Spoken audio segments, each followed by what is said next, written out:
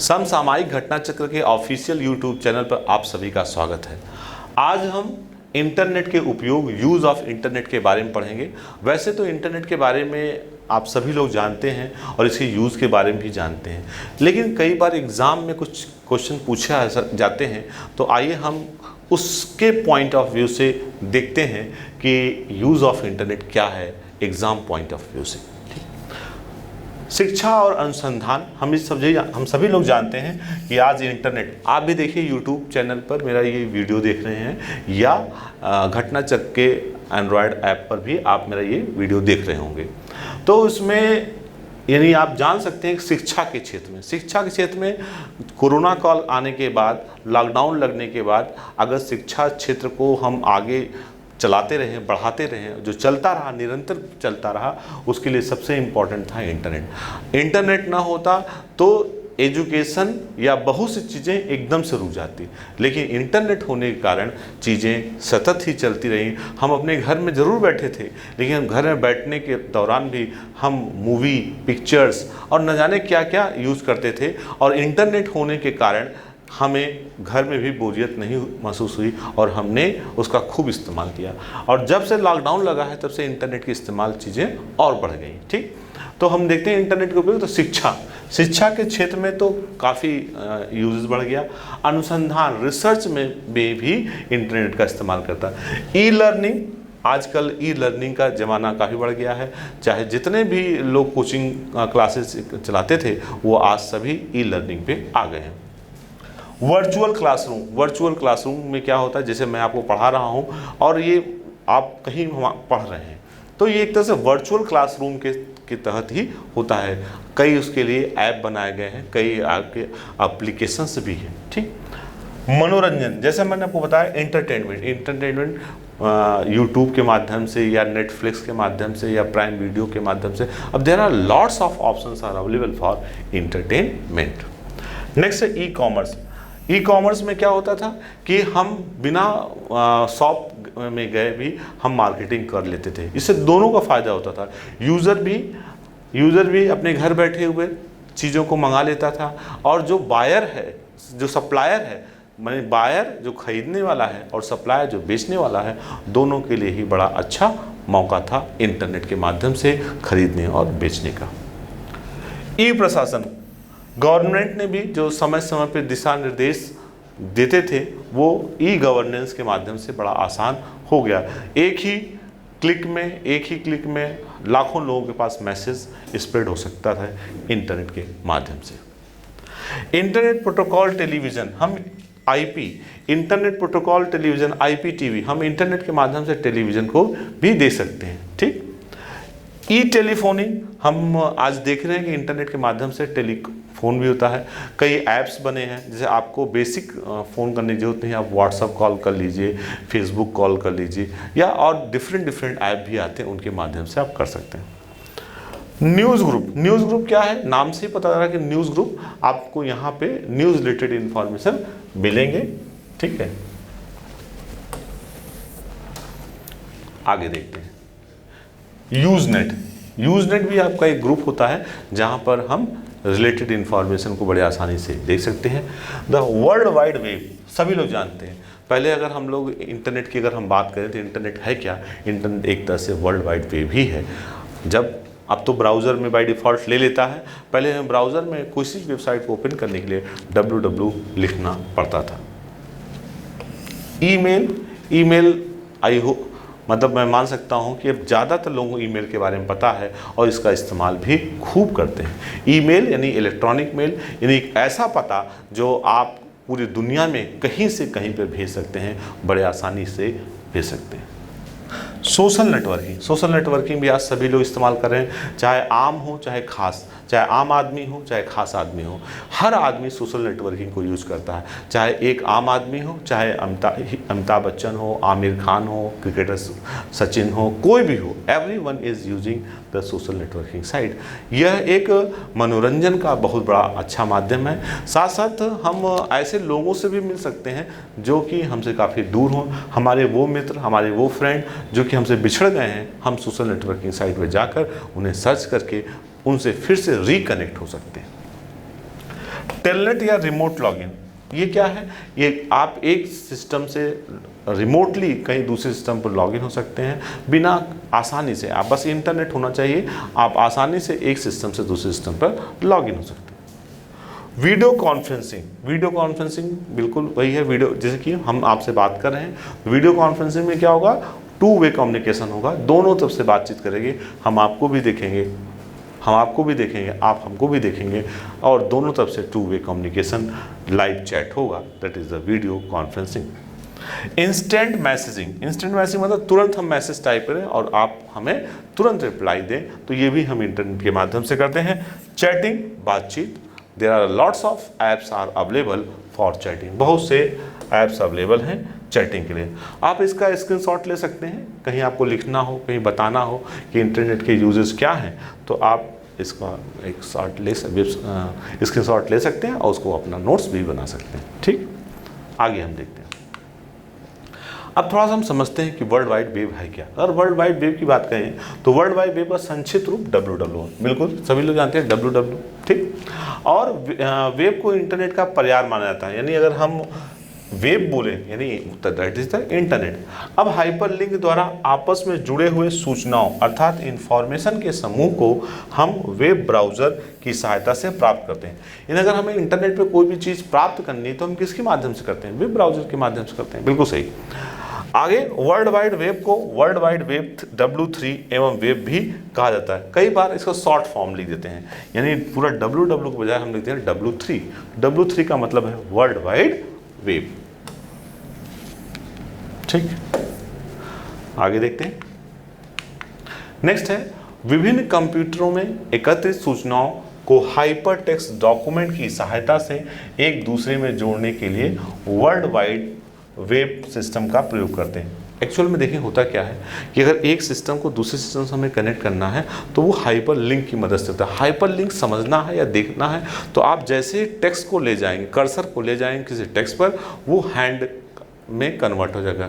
तो इसका मतलब है कि अगर हैंड में कन्वर्ट हो गया, इसका मतलब है कि वो लिंक है, उस पर आप क्लिक करेंगे तो कोई दूसरा पेज ओपन हो जाएगा।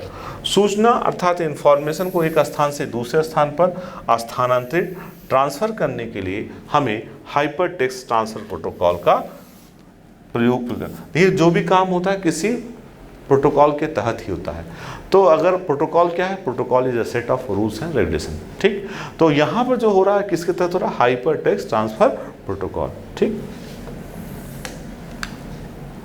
नेक्स्ट है इंटरनेट का क्रमिक विकास। अगर हम इंटरनेट के विकास की बात करें कि इंटरनेट का विकास कैसे हुआ, हम सभी लोग जानते हैं कि कोई भी चीज़ के विकास में थोड़ा समय लगता है, लेकिन इंटरनेट ने बहुत तेज़ी के साथ विकास किया।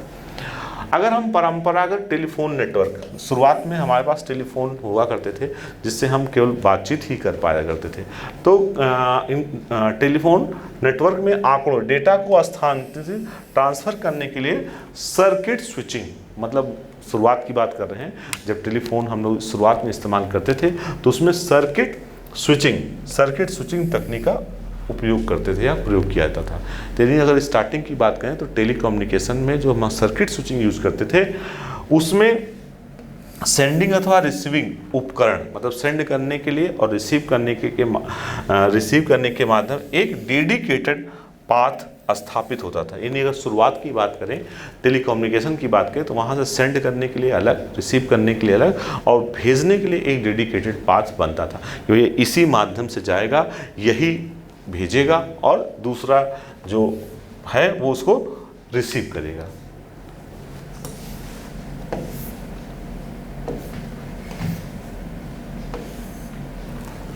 ठीक है, आगे देखते हैं ARPANET। अगर हम ARPANET की बात करें तो व्हाट इज ARPANET? ARPANET है advance research project agency. Basically इसी ने शुरुआत किया था, ने ऐसे नेटवर्क का डिज़ाइन किया जो BBN नामक कंपनी, अब देखिए क्वेश्चन आ सकता है कि BBN नामक कंपनी, अगर किस कंपनी की बात हुई तो BBN नामक कंपनी द्वारा विकसित क्या है? IMP नामक प्रोटोकॉल की बात करें तो कौन सा प्रोटोकॉल है? IMP नामक प्रोटोकॉल का प्रयोग करता था। IMP का पूर्ण रूप, अगर IMP का पूर्ण रूप की बात करें, फुल फॉर्म की बात करें तो है I for interface, M for message and P for processors. ठीक है। तो इंटरनेट मैसेज प्रोसेसर्स, आगे बात करते हैं इंटरनेट मैसेज प्रोसेसर, जिसे ARPANET के नाम से भी जाना जाता है। यानी अगर इंटरनेट की खोज की बात करें तो इंटरनेट की खोज का जो सबसे ज़्यादा महत्वपूर्ण है, यानी इंटरनेट की खोज जिसको सबसे ज़्यादा हम कह सकते हैं कि श्रेय जाता है, तो वो है ARPANET, advance research project agency. ठीक, आगे बात करते हैं बर्कले स्थित कैलिफोर्निया विश्वविद्यालय, ठीक है, कैलिफोर्निया विश्वविद्यालय ने TCP/IP प्रोटोकॉल विकसित किया था। किसने किया था? कैलिफोर्निया यूनिवर्सिटी ने TCP/IP प्रोटोकॉल विकसित किया था, जिसे बर्कली यानी 4.2 BSD बर्कली यूनिक्स 4.0 में इंटीग्रेटेड किया गया। शुरुआत की बात करें तो शुरुआत में हमारा यूनिक्स ऑपरेटिंग सिस्टम इस्तेमाल होता था, उसके बाद हमारा लाइनेक्स आया, तो उसी के लिए बात कर रहा है। तो अगर हम इंटरनेट की हम बात करें तो हमने देखा कि ARPANET तो वर्ष 1983 में 1983 में माइलनेट के नाम से ARPANET से प्रबंधन कारणों से अलग कर एक सबनेट के रूप में स्थापित किया था। सबनेट मतलब एक छोटा सा रूप पार्ट, ठीक। और नेटवर्क की बढ़ती संख्या कारण मशीनों को व्यवस्थित करने के लिए डोमेन नेमिंग सिस्टम, यानी पूरे वर्ल्ड में आप इतने मशीन हो गए हैं, यानी लोगों से कई देश ऐसे हैं जहां लोगों से ज़्यादा तो मशीनें हैं, तो उसके लिए वहाँ पे एक सिस्टम बनाया गया जिसका नाम था डोमेन नेमिंग सिस्टम, ये डिजाइन किया था।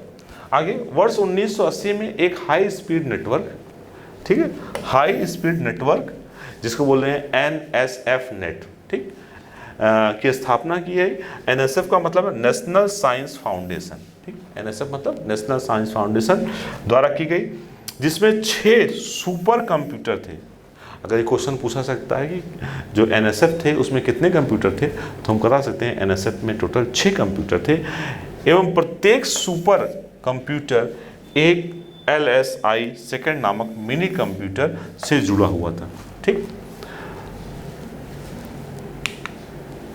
जिसे फॉज़बॉल नाम से जाना जाता। अब इसको आप समझना चाहें तो सबसे पहले इंटरनेट की बात करें तो सबनेट्स की बात हम कर लेते हैं, और अगर डेट्स की बात करें तो 1983, कंपनी की बात करें तो माइलनेट, और जो सबसे इम्पॉर्टेंट है ARPANET और DNS domain name system, DNS domain name system. तो ये इम्पॉर्टेंट चीज़ें हैं, और जो प्रत्येक सुपर कंप्यूटर है, प्रत्येक सुपर कंप्यूटर का एक LSI सेकंड नामक मिनी कंप्यूटर से जुड़ा था, जिसे फॉज़बॉल नाम से जाना जाता। अब ये सब इंटरनेट के विकास में सहायक हुए।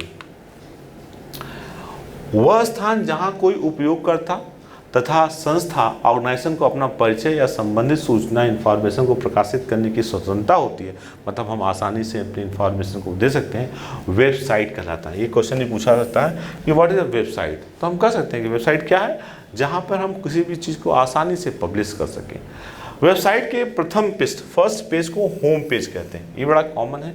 अगर हम वेबसाइट की बात करें तो वेबसाइट के पहले पेज को होम पेज कहते हैं, जिसमें वेबसाइट के अंतर स्थित सूचनाओं अर्थात इंफॉर्मेशन की सूची लिस्ट होती है। प्रोटोकॉल द्वारा इंटरनेट सेवा, इंटरनेट सर्विस उपलब्ध कराने वाला कंप्यूटर वेब सर्वर कहलाता है। देखिए दो चीज़ होती है, एक सर्वर होता है, एक सर्विस होती है, एक मतलब क्लाइंट होता है, एक सर्वर होता है। क्लाइंट वो होता है जो सर्विस लेता है, और सर्वर वो होता है जो सर्विस देता है, ठीक। तो वही यहाँ पे बात की जा रही है। इंटरनेट सेवा अर्थात इंटरनेट सर्विस का उपयोग करने वाला वेब क्लाइंट कहलाता है। चूँकि यहाँ पर वेब से जुड़ा है, देखो जनरली जो सर्विस लेता है वो क्लाइंट कहलाता है, और जो सर्विस देता है वो सर्विस प्रोवाइडर कहलाता है। तो यहाँ पर चूँकि वेब से जुड़ा हुआ है तो सिंपल हम यहाँ पे हम सिर्फ क्लाइंट करने के बजाय हम क्या बोलेंगे, वेब क्लाइंट बोलेंगे। अब आगे हम बात करते हैं वर्ल्ड वाइड वेब में प्रयुक्त होने वाली भाषाओं के बारे में। तो अगर हम भाषा की बात करें तो इसमें जावास्क्रिप्ट बहुत ही पॉपुलर है, यानी हम इनकी मदद से हम वेबसाइट बना सकते हैं। दूसरा है PHP की मदद से हम वेबसाइट बना सकते हैं। तीसरा है HTML, हम HTML की मदद से बना सकते हैं। चौथा है एक्सटेंसिबल मार्कअप लैंग्वेज, इनकी मदद से बना सकते हैं, ठीक। और पांचवा है एक्सटेंसिबल HTML, ठीक। तो ये सब जो है इनके मदद से हम जो है आसानी से जो है वेबसाइट बना सकते हैं। तो अगर जैसे हमने देखा कि ये है, आगे हम बात करते हैं जावास्क्रिप्ट। ये जावास्क्रिप्ट है क्या? अगर हम जावास्क्रिप्ट की बात करें तो वेब पेज के अभिकल्पन में, मतलब अगर हम जो भी समझते हैं उसके अभिकल्पन में, डिजाइन में जावास्क्रिप्ट का प्रयोग किया जाता है। मतलब अगर हमें HTML फाइल बनाना है तो जावास्क्रिप्ट का प्रयोग करेंगे। जावास्क्रिप्ट एक सॉफ्टवेयर भाषा यानी लैंग्वेज क्या है, जावास्क्रिप्ट क्या है, मतलब कि एक तरह से सॉफ्टवेयर लैंग्वेज है, ठीक, जिसका डिजाइन सन माइक्रो सिस्टम द्वारा किया गया था। एक बात आपको बता दें, सन माइक्रो सिस्टम जो जावा है इस समय उसको ओरेकल कंपनी ने परचेज कर लिया है। यानी अब इस समय सन माइक्रो सिस्टम जावा को सन माइक्रो सिस्टम नहीं बोलेंगे ओरेकल जावा बोलेंगे। लेकिन जब जावा बनी थी तो उसे सन माइक्रो सिस्टम द्वारा बनाया गया था। यह एक स्क्रिप्टिंग लैंग्वेज है। क्या है जावास्क्रिप्ट, क्या है, नाम ही लिखा है जावास्क्रिप्ट। जावास्क्रिप्ट क्या है, एक स्क्रिप्टिंग लैंग्वेज है। आगे हम PHP की बात करते हैं। What is PHP? तो PHP का विकास 1994 में 1994 में रासमस लेरडोफ, ये नाम याद रखिएगा, ठीक है, 1994 में रासमस लेरडोफ द्वारा किया गया था। अच्छा, PHP एक सॉफ्टवेयर भाषा है, ठीक है, मतलब PHP सॉफ्टवेयर भाषा क्यों कहते हैं, क्योंकि इसी मदद से हम सॉफ्टवेयर बना सकते हैं, इसलिए हम सॉफ्टवेयर लैंग्वेज कहते हैं। आगे बात करते हैं, इसका प्रयोग डायनेमिक वेब पेज के विकास डेवलपमेंट में किया जाता है। इसका क्या आगे, प्रारंभ में PHP का पूर्ण रूप पर्सनल होम पेज था। शुरुआत में जो PHP था उसका फुल फॉर्म था पर्सनल होम पेज था, तथा बाद में इसका नाम हाइपर टेक्स्ट प्री प्रोसेसर हो गया। बाद में इसका नाम जो है हाइपर टेक्स्ट प्री प्रोसेसर हो गया। पहले क्या था, पर्सनल होम पेज था, बाद में हाइपर टेक्स्ट प्री प्रोसेसर हो गया। ठीक, अब बात करते हैं HTML की कि HTML क्या है, व्हाट इज HTML। तो HTML की बात करें तो HTML मतलब हाइपर टेक्स्ट मार्कअप लैंग्वेज, ठीक है। HTML का फुल फॉर्म क्या है, हाइपर टेक्स्ट मार्कअप लैंग्वेज। यह वर्ल्ड वाइड वेब, किसका, वर्ल्ड वाइड वेब पर वेब पेज के अभिकल्पन या डिजाइन में प्रयोग होने वाली सॉफ्टवेयर भाषा है। अगर सबसे आसान, अगर जब भी कोई अगर वेब पेज बनाना सीखना चाहता है तो सबसे पहली जो लैंग्वेज है वो HTML ही है। जैसे अगर कोई प्रोग्रामिंग लैंग्वेज सीखने जाता है तो सबसे पहले उसको C लैंग्वेज सिखाते हैं कि भैया C लैंग्वेज सीख लो तो मतलब दूसरी लैंग्वेज सीखने में आपको आसानी रहेगी। लेकिन अगर HTML की बात करें तो अगर कोई वेब पेज सीखने जाना, वेबसाइट बनाने सीखने जाना है तो सबसे पहले उसको HTML सिखाते हैं। ठीक, भाषा सॉफ्टवेयर लैंग्वेज है। HTML में हाइपर टेक्स्ट का प्रयोग होता है। अगर हम HTML की बात करें तो इसमें हाइपर टेक्स्ट का प्रयोग होता है। आगे हाइपर टेक्स्ट की बात करें, हाइपर टेक्स्ट क्या होता है। हाइपर टेक्स्ट कंप्यूटर एवं किसी वेब पेज पर प्रदर्शित रिप्रेजेंट वह टेक्स्ट है जो किसी अन्य वेब पेज पर उपस्थित टेक्स्ट, ग्राफिक्स, चित्र या किसी अन्य युक्ति से जुड़ा होता क्या है इसमें जब बोलते हैं हाइपर टेक्स्ट, हाइपर इमेज, तो कोई भी टेक्स्ट, कोई भी इमेज, कोई पिक्चर जिस पे अगर हम क्लिक करें कोई दूसरा पेज, कोई दूसरी इमेज, कुछ दूसरा ओपन हो जाए तो वहां पे हाइपर लग जाएगा, हाइपर टेक्स्ट। ठीक है, तो हाइपर टेक्स्ट क्या है, कोई भी टेक्स्ट एवं किसी वेब पेज पर प्रदर्शित रिप्रेजेंट वह टेक्स्ट है, मतलब वह जो आप वेब पेज पे जो भी वेब पेज आप देख रहे हैं उस वेब पेज पे कोई टेक्स्ट जिसकी मदद से हम कोई नया पेज ओपन कर लेते हैं, कोई नई टेक्स्ट ओपन कर लेते हैं या कोई नया ग्राफिक्स ओपन कर लेते हैं तो उसे बोलते हैं हाइपर टेक्स्ट। हाइपर लिंक मतलब यहाँ पर लिंक होगा, वहाँ पर टेक्स्ट था, यहाँ पर लिंक तो हम सभी लोग जानते हैं, भैया लिंक भेज दीजिए। लिंक्स क्या होता है, लिंक की मदद से हम कोई चीज़ बड़े आसानी से ओपन कर लेते हैं, ठीक, स्विच ओवर कर लेते हैं। तो हाइपर लिंक यानी हाइपर टेक्स्ट द्वारा प्रदर्शित टेक्स्ट अथवा आइकन को आपस में जोड़ने की व्यवस्था है। ठीक है, ये एक तरह से लिंकिंग का काम करता है जिसे HTML भाषा में डिजाइन किया गया। लिंकिंग का काम जो है HTML में डिजाइन किया गया। वेब पेज को आपस में जोड़ने के लिए हाइपर लिंक का प्रयोग होता है। वेब पेज को आपस जोड़ने के लिए किसका इस्तेमाल होता है, हाइपर लिंक का प्रयोग होता है। आगे हम बात करते हैं एक्सटेंशन मार्कअप लैंग्वेज। ठीक, तो अगर हम एक्सटेंशन मार्कअप लैंग्वेज की बात करें इसको XML बोलते हैं। क्या बोलते हैं, XML। ज़्यादातर जगह पे इसे XML बोलता है, XML लैंग्वेज के नाम से होते हैं। तो एक्सटेंसिबल मार्कअप लैंग्वेज का संक्षिप्त रूप XML है। इसका प्रयोग वेब पेज के डिजाइन में होता है। इस भाषा में आंकड़ों को संचित करने अथवा उसे एक स्थान से दूसरे स्थान पर ट्रांसफर करने की प्रमुखता है। ये जो HTML है, HTML में सिंपल पेज बनते हैं, सिंपल इंटरनेट पेज बनेंगे, लेकिन जो XML है इसमें थोड़ा डायनेमिक पेज बनते हैं और ये डेटाबेस से इसकी कनेक्टिविटी भी होती है। अब बात करते हैं तो एक्सटेंशन थोड़ा ज़्यादा, तो एक्सटेंशन का मतलब ये होता है कि बढ़ा हुआ, मतलब HTML से थोड़ा ज़्यादा। अगर HTML की बात करें तो HTML एक सॉफ्टवेयर लैंग्वेज है। इसमें HTML तथा XML दो भाषाओं की विशेषताएं समाहित होती हैं। ऐसा नहीं कि XML अलग से है, XML अलग से तो है ही है, कुछ एडवांस तो है ही है, लेकिन इसके अंदर HTML की भी कैरेक्टरिस्टिक्स होते हैं। आगे बात करते हैं यूनिफॉर्म रिसोर्स लोकेटर URL। ये तो बड़ा कॉमन है, आप सभी लोग जानते हैं। जब हम एड्रेस टाइप करते हैं जिससे हमारी वेबसाइट ओपन होती है उसे बोलते हैं URL। ठीक है, तो URL क्या है? इसका full form uniform resource locator का संक्षिप्त रूप है। इसका विकास, अगर URL का विकास 1994 में टिम बर्नर्स-ली, तो अगर ये क्वेश्चन पूछा सकता है इसको, यूनिफॉर्म रिसोर्स लोकेटर इसका विकास 1994 में टिम बर्नर्स-ली, ये एग्जाम में कई बार पूछा गया, तथा इंटरनेट इंजीनियरिंग टास्क फोर्स द्वारा किया गया था। ठीक है, किसने किया था? 1994 में टिम बर्नर्स-ली ने, और इंटरनेट इंजीनियरिंग टास्क फोर्स द्वारा किया गया था। URL को वेब एड्रेस भी कहते हैं, बिल्कुल सही है, क्योंकि URL की मदद से ही हम नया पेज ओपन करते हैं। तो URL को हम क्या बोलते हैं? URL को वेब एड्रेस भी कहते हैं। किसी वेबसाइट अथवा वेब पेज का विशेष पता, स्पेसिफिक एड्रेस URL कहलाता है। मतलब URL एक तरह से पूरा पता ही होता है। URL के मुख्यतः 3 भाग होते हैं। अगर URL के भाग की बात करें तो URL के मुख्यतः 3 भाग होते हैं जो आपस में मिलकर URL का निर्माण करते हैं। मतलब URL की बात करें तो URL के 3 पार्ट होते हैं। ठीक, पहला पार्ट होता है प्रोटोकॉल, किस रूल एंड रेगुलेशन के तहत काम करेगा। दूसरा होता है होस्ट नेम, उसका होस्ट क्या होगा। और तीसरा होता है फाइल नेम अथवा फाइल लोकेशन, की फाइल का नाम क्या है और उसका लोकेशन क्या है। अब बात करते हैं वेब ब्राउज़र। वेब ब्राउज़र बहुत ही आसान है, सभी लोग जानते हैं। बिना वेब ब्राउज़र के हम इंटरनेट का इस्तेमाल नहीं कर सकते। अगर हमें इंटरनेट से कोई चीज़ प्राप्त करनी है, ये ब्राउज़र हमें चाहिए।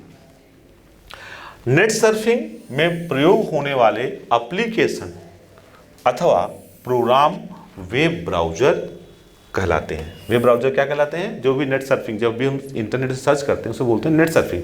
यह एक सॉफ्टवेयर प्रोग्राम है। सॉफ्टवेयर प्रोग्राम मतलब जिसकी मदद से हम सॉफ्टवेयर बनाते हैं उसे हम सॉफ्टवेयर प्रोग्राम कहते हैं। आगे बात करते हैं, जिसके प्रयोग द्वारा वेब पेज तथा वर्ल्ड वाइड वेब को नेविगेट मतलब सर्च करना, नेविगेट किया जाता है। वेब ब्राउज़र को इंटरनेट नेविगेशन टूल एवं वेब क्लाइंट भी कहा जाता है। क्या कहते हैं इसे? Web client. मतलब वेब क्लाइंट का मतलब ये है कि हम इसकी मदद से इंटरनेट से कोई भी चीज़ एक्सेस कर सकते हैं, इसलिए इसे हम बोलते हैं वेब क्लाइंट। जब उपयोगकर्ता इंटरनेट से जुड़कर इंटरनेट पर स्थित वेब पेज की दी गई जानकारियों को प्राप्त करने के लिए वेब पेज को खोलता पढ़ता है, यह सर्फिंग कहते हैं। तो ये सर्फिंग है क्या? एक वर्ड है सर्फिंग। सर्फिंग का मतलब किसी वेब पेज को ओपन करना, सर्च करना, पढ़ना, दैट इज सर्फिंग। चूंकि ये सर्फिंग इंटरनेट पर होती है अतः इसे नेट सर्फिंग कहते हैं। देखिए, किसी को ओपन करना, सर्च करना, पढ़ना सर्फिंग कहलाता है। चूंकि ये इंटरनेट से जुड़ा हुआ है इसलिए इसे नेट बोलते हैं, नेट सर्फिंग। आगे बात करते हैं web browser. Web browser HTML में लिखे वेब पेज को इंटरप्रेट, फॉर्मेट, डिस्प्ले करता है।